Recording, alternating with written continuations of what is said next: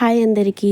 ఎప్పటినుంచో చేయాలి అనుకుంటున్న ఒక పని అయితే ఎన్ని రోజులకైతే కుదురుతుంది. యాక్చువల్లీగా 6 మంత్స్ నుంచి అనుకుంటున్నా, ఏదో ఒక అడ్డంకి వల్ల అయితే కుదరట్లేదు. అమ్మవారికి మొక్కుకున్న మొక్కు చెల్లించాలి. అది నేను 6 మంత్స్ నుంచి ట్రై చేస్తున్నా, ఏదో ఒక రకంగా ఆగిపోతుంది. అన్నీ సమకూర్చుకున్నా కూడా ఏదో ఒక విధంగా ఆగిపోతుంది. ఇంకా నోస్కి సర్జరీ అయినా కూడా పర్లేదు, కానీ దేవుడివి అయితే ఫస్ట్ చేసేయాలని నిర్ణయించుకున్నా. అందుకే లహాన్వి బట్టలు ఇంకా నా బట్టలు అన్నీ తీసుకుంటున్నా. అక్క వాళ్ళ ఊరికి ఒకరోజు ముందే వెళ్ళి స్టే చేసి ఏమేమి కావాలో అన్నీ తీసుకొని నెక్స్ట్ డే మార్నింగే అమ్మవారి ఊరికి వెళ్ళేసి, అక్కడ అడవిలో ఉంటారన్నట్లు అమ్మవారి గుడి, అక్కడ చేసేసి అయితే రావాలి. లహాన్వికి ఇట్లాంటి డ్రెస్సెస్ అయితే బాగుంటాయి, కానీ అసలు వేసుకోదు.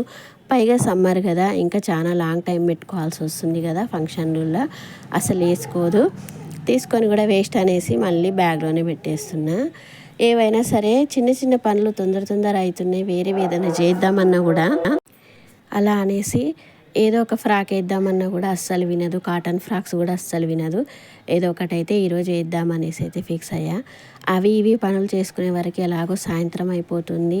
రెడీ వెళ్ళడానికి కూడా టైం సెట్ అవ్వదు. కాకపోతే ఇప్పుడు మధ్యాహ్నం 2 o'clock అవుతుంది.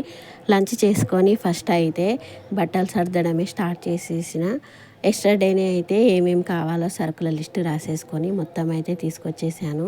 ఇంకా ఇక్కడ ఏమైనా లేకపోతే అక్కడికి వెళ్ళిన తర్వాత అక్క వాళ్ళ పిల్లలు తెస్తారులే అనేసి ఇగో అమ్మవారికి అయితే ఈ రెడ్ కలర్ శారీ అయితే తీసుకున్నా. ఈ శారీ తీసుకొని కూడా 6 months అవుతుంది.